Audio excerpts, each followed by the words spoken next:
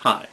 I wanted to talk to you for a few minutes about the medieval morality play, Everyman. Well, there were two kinds of plays: the morality play and the miracle play.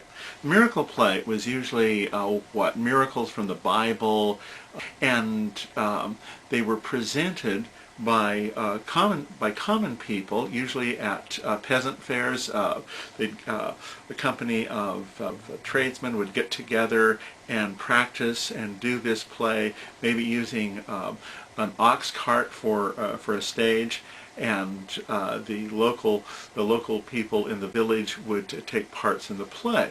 We have an example of that in our text in the second Shepherd's play about it's partly about the birth of Christ, but it's also partly about stealing a sheep and hiding a sheep under the covers and pretending it's a baby. But that's the second Shepherd's play. Everyman is a morality play, in which is a contest between virtues and vices. And Everyman is a play which everyone immediately understands it. I saw this presented by a company of school children in a church at Stratford on Avon years and years ago. Immediately understood what it was about. For hundreds of years now, people watching this play have been saying, "Oh, I get that play." And what's it about? Well, Everyman is the title, so who's it about? It's about every man. And in this play, death comes to every man and tells him, "Okay, every man, it's time for you to come with me." And every man says, "No, wait a minute, I'm not ready." And every man tries to get together all of his friends and all of his stuff to take with him into the next world. And so he tries to, and all of these are represented by characters, by people dressed up in costumes. Like Goods is probably dressed up like a big bag of money, probably with a pound sign on it or something like that.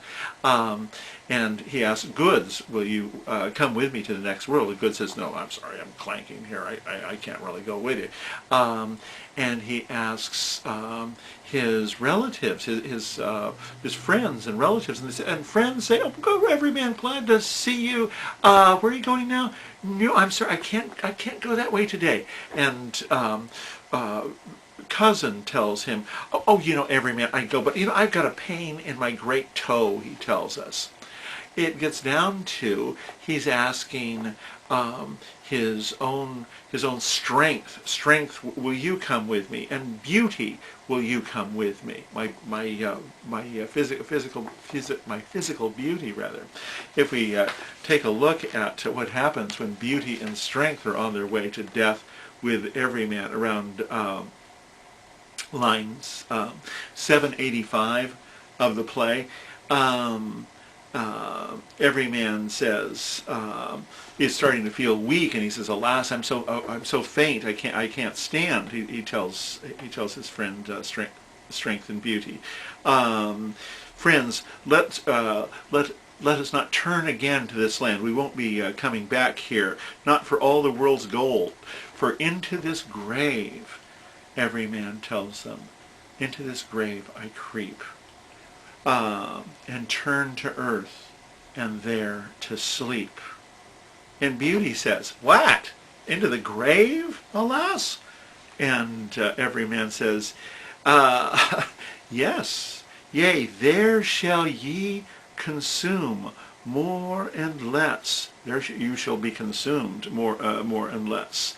And beauty says, "And in the grave, what should I smother there?" And every man says, "Yes, by my faith, and never more appear to this world alive. No more we shall, but in heaven before the highest Lord of all," he tells them. And beauty says, "Oh, I cross out all of this. Adieu, goodbye, bye, St. John. I take my tape in my lap, and I'm gone." Everyman, what? Beauty, whither are you going? And Beauty says, peace, I'm deaf, can't hear you. I look not behind me, I'm walking off. Not and thou wouldst give me all the gold in thy chest, I wouldn't go with you. And X is Beauty at that point. So Strength is standing there. And Everyman says, alas, whereto may I trust? Beauty goes away fast. She promised with me to live and die. And Strength says, Everyman, I will thee also forsake and deny. Thy game liketh me not at all. Why then, he says to all of his friends, will you forsake me all? And they all leave him. Now, the only one that goes with him, he can't take with him knowledge, he can't take goods, he can't take strength. What can you take to the grave? What can you take with you into the next world? There's only one that accompanies him all the way. Good deeds.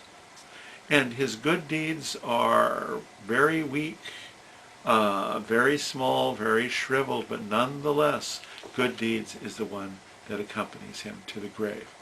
And as I said, it's a play that almost everyone recognizes in a way. You imagine simple peasants looking at this thing when it was first produced, probably back 1485, which is 80 years after Chaucer, and it's a good deal less sophisticated, obviously, than Chaucer. This is not that long before Shakespeare. And you imagine the peasants out of the country fair watching this thing, death coming for every man, and feeling a little bit chilly in their hearts because they know what this play is about.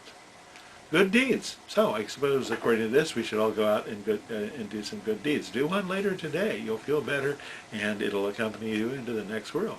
Okay. Well, this is my favorite of all of the mystery and morality plays. I think you may see why. Thank you.